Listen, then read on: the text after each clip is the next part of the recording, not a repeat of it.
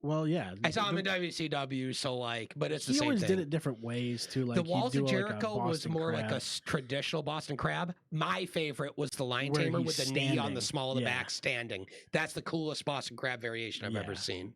Yeah, it's great. And Which, plus, here's his a great character is conversation perfect for us to that. segue into. Coolest submissions ever. Oh, Let's go. submissions. What are your favorite submissions ever? I would say that's up there. Number It one. is for me, yeah, for sure. I like Submissions is interesting. Anything that you can. So obviously the sharpshooter. Yeah. Yep. Like anything where And you in can that regard, see someone's face. Yep. Clearly. I love the sharpshooter and any finishers that are so the big three for me that are a crab style guy on his stomach can come up on his arms, can scream, facial work, Yeah. leg submission. The big three ever for me are Lion Tamer version of that for Jericho with the knee on the back standing or whatever. Sharpshooter, / Scorpion Deathlock because they're basically the same. It's kind of the same, yeah.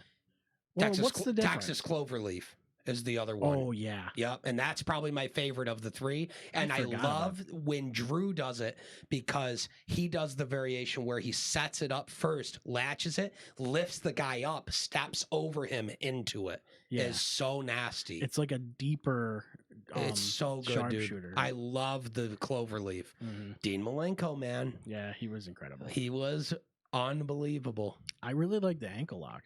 Ankle lock is so simple, but it's great. Yeah, because you can like really tell the trying to get to the ropes story easily. I've always loved the STF or the STFU for Cena, but it's just a STF, right? Call it that now. Yeah, change that. Submissions, torture rack is always a classic, especially with that clip of the dad doing it to his son in the crowd is one of the greatest moments in WCW history, and it has nothing to do with the wrestlers. Yeah, just hard cam guy in the background torture racking. Torture rack is wild because it's like it's a standing. It's literally just you're carrying a guy. Yeah, it's very so unique. Wild, and it's so sick. And Luger's the perfect guy to do it. Yeah, there's not a lot of like because I mean you got like bear hugs and stuff like that. Bear hugs, so lame. Yeah, so lame. Like, what is that? Different level lame. The Dragon Sleeper was nasty. Dragon Sleeper, Ultimo Dragon. That was one of the first ones that came to my mind. Yeah, Dragon Sleeper was incredible. But then I was like, well, you don't really see the face very well because it's back. It like, just looked so sick, and there was nothing really like it. Yeah. Not that. Well, Scorpion Deathlock was what was the Sting used to do a sleeper that was like that, right? I don't remember. He used to do a sleeper that was similar. I only remember Ultimo Dragon's Dragon Sleeper. I think Sting and I loved it.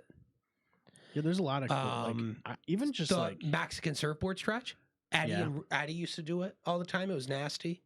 That is cool. He did it to Ray in the Halloween Havoc match, doesn't he? It's been a long time since I've seen it. Oh man, I don't remember. I like that though. Cool. The Taz mission's nasty. Taz mission. I always liked that. Or the $1 Million Dream. Well, a lot of times it's like their ancillary move. Like it's not their finish. Yeah. It's, you know what I mean? Like he has the Tazplex. Yeah. But then the Taz mission he could win with too. But then there's some guys like Benoit used to use the headbutt and he'd have the crossface. He would do the headbutt, but the crossface would usually be the winner. Yeah. It would be like the move that got pulled out when he had to wear somebody down and the headbutt wasn't going to do it. Yeah.